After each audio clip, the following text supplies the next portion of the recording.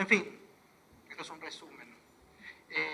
Qué pequeño e insignificante, ¿no es cierto?, se siente uno cuando está ante una vida como la de Ernesto. Yo ya no recuerdo cómo fue que lo conocí. Parafraseando un poema que da cuenta de la fundación mítica de esta ciudad, a mí se me hace cuento que existió ese momento en el que nos conocimos.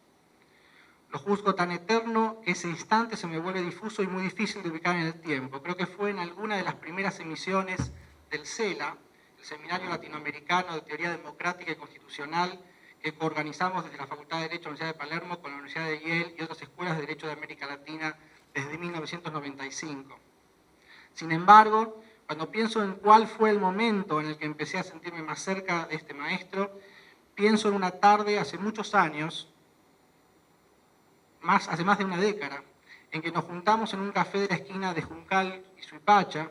Yo me encontraba pensando y escribiendo sobre el concepto de tolerancia, y una breve charla con Ernesto sobre esas elucubraciones durante un CELA había generado en ambos el compromiso de reunirnos a conversar sobre el tema apenas pudiéramos. Ese compromiso no fue meramente formal y se sustanció poco más tarde en esa esquina porteña. Yo intuía que la mera tolerancia, esa especie de decisión condescendiente del poderoso de no interferir con aquellos que son diferentes a él en algún sentido, esa idea de tolerancia tan asociada al relativismo cultural y al escepticismo moral, no resultaba consistente con la deliberación y el entendimiento mutuo que creo requiere la democracia y la deliberación pública. Con cierta arrogancia de mi parte, de la que hoy estoy arrepentido, empecé a elaborar una distinción entre tolerancia fuerte y tolerancia débil, y ese fue el tema de nuestra conversación en aquel bar. No sé cuánto tiempo pasamos allí, pero no fue una conversación precisamente corta. Ciertamente, una vez que nos despedimos, yo no podía creer que este hombre, tan singular, que solo pasa por Buenos Aires unos momentos al año y que tanta gente quiere ver cuando así lo hace, se hubiera detenido a hablar conmigo sobre mis pretenciosas elucubraciones durante casi toda una tarde. Luego entendí que lo que había sucedido había sido solo una demostración más de la generosidad de Ernesto para con todos los que se le acercan con dudas en busca de su brújula. Basta con hablar con cualquiera de las personas que lo han conocido, sobre todo las más jóvenes, o las más mayores cuando recuerdan experiencias de juventud, para darse cuenta de este rasgo que define a Ernesto como persona y como maestro. Esto lo deduje a partir de mis conversaciones con Rodolfo Vázquez en México, o de la lectura de los escritos de Manuel Atienza, o su experiencia en España, o cuando escucho a mi ex alumna y ahora colega Celeste Braga hablar de su experiencia como estudiante de doctorado en Girona. Todos ellos, y quién sabe cuántos más, reconocen en Ernesto una generosidad sin límites. Esa misma generosidad es la que seguramente guió sus iniciativas para crear incansablemente espacios de debate que reúnen física o virtualmente, a través de publicaciones de la más variada índole y origen nacional, a una enorme cantidad de juristas de todo el mundo. Ernesto está en todas partes, siempre fogoneando el desarrollo del pensamiento jurídico, que en su caso es el desarrollo de razones para poder justificar acciones y decisiones aquí, en Buenos Aires y en Madrid, en Barcelona y en México, en Córdoba y en Bonn. Ernesto cree que los argumentos racionales son los únicos que pueden contribuir a reducir el peligro de la arrogancia insensata y la ignorancia imprudente. Por eso es que, como ha dicho él mismo, siempre se ha interesado por establecer precisiones conceptuales tendientes a combatir las más horrendas calamidades. Esas precisiones conceptuales fueron, son y seguramente seguirán siendo sus armas más poderosas contra la violencia y la intolerancia, de la que él mismo fue objeto en este país tan frecuentemente ingrato con sus más brillantes hombres y mujeres. Pertenezco a una generación de abogados, abogadas, profesores y profesoras de derecho que debieron crecer y educarse en una Argentina que salía apenas de los años más oscuros que el país vivió durante el siglo XX. El impacto de esos años arrojó como resultado, entre otras calamidades, una sociedad civil desarticulada y desmantelada, y eso incluye también a la academia jurídica y a las instituciones que debieran haberla albergado.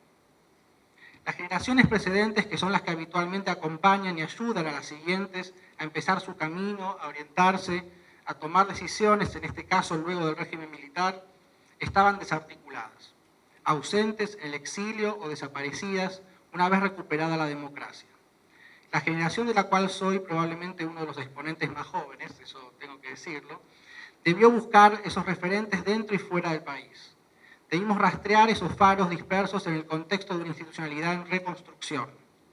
A veces debimos buscarlos en otras instituciones, a veces incluso en otras geografías. Algunos tuvimos suerte, mucha suerte. En mi caso, a través de Carlos Nino, encontré un pasadizo hacia un territorio amigable y excitante de ideas maestros y gente de mi generación con una vocación similar.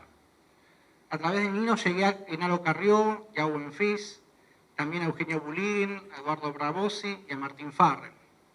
A Jaime Malamud Gotti lo conocí cuando tomé su curso durante mi carrera de abogacía en la Universidad de Buenos Aires. A través de Owen y su incansable trabajo en pos de la construcción de una comunidad epistémica global, unida por valores del liberalismo igualitario y la democracia, conocí a Ernesto Garzón Valdés, asiduo participante del CELA. A través del CELA nos vinculamos con una de las más excitantes comunidades jurídico-académicas de América Latina y España, de la cual Ernesto es uno de los faros más relevantes.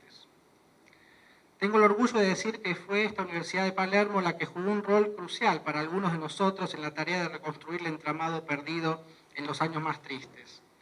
La idea de fundar un espacio académico y de formación de abogados y abogadas que vinculara a aquellos maestros con las futuras generaciones de hombres y mujeres que veían en la ley un instrumento poderoso para la realización de un país más justo y democrático, idea que tiene mucho que ver con Carlos Nino, encontró en esta universidad un ámbito amigable para estas utopías. Es por eso que resulta tan natural y al mismo tiempo tan necesario que esta facultad reconozca a quienes son referentes ineludibles de su mismísimo proyecto institucional. Mi generación y las que le siguen están hoy menos perdidas gracias a la generosidad de los mejores hombres y mujeres de las generaciones precedentes que tienen siempre el tiempo y la atención necesarias para poder emprender la aventura del estudio y el desarrollo de las ideas. Ernesto, igual que Nino, debo decir, cree que es necesario y posible superar el escepticismo y el relativismo moral y que ello se logra por medio de la razón. Su liberalismo kantiano se complementa con su compromiso con la solidaridad y el igualitarismo. Muchos de los que estamos acá hoy pensamos también de ese modo y nos alegra y tranquiliza estar en tan buena compañía. Hoy estamos aquí reunidos, amigos, discípulos, colegas y seguramente algunos detractores y críticos de este admirado profesor para homenajearlo y para escucharlo. Hoy le daremos el título de doctor honoris causa de la Universidad de Palermo y asistiremos a su clase inaugural. Ernesto ha dicho en algún lugar que los programas neoliberales que se impulsaban en el mundo en los 80s y en los 90s eran muy negativos por desmantelar el Estado social de derecho que para él es el marco necesario para un cabal funcionamiento de la democracia representativa. Hoy nos disertará sobre las restricciones que este régimen político tiene. Estimado profesor Garzón Valdés, querido Ernesto, por todo lo que nos ha dado en estas décadas, por lo que me ha dado a mí y a mis colegas que hoy trabajamos en esta facultad, por todo lo que le debe el derecho en el mundo hispanoparlante y en los otros mundos, por una vida difícil y a la vez apasionante, en nombre del Consejo Académico de la Universidad de Palermo y de su Facultad de Derecho, le hago entrega del título de doctor honoris causa y lo incorporamos al claustro de doctores de nuestra Casa de Altos Estudios. Muchas gracias.